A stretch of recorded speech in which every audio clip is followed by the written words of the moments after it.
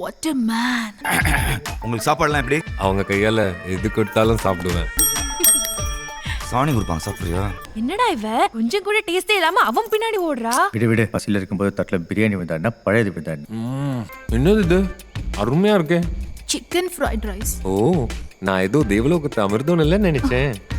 ஓங்க சும்மா என்ன வெக்கப்பட வைக்காதீங்க. தங்கச்சி அந்த தடி எனக்கு போய் ரொம்ப நேரம் ஆகுது. விடியா கஸ்டமர் சர்வீஸ் கரெக்டாக பண்ணுறா. எங்க அந்த வெக்கப்படுற மூஞ்ச கொஞ்சம் காட்டுங்க பாப்போம். சும்மா காட்டு சரண்யா. காட்ட மாட்டியா? நானே வந்து பாக்குறேன்.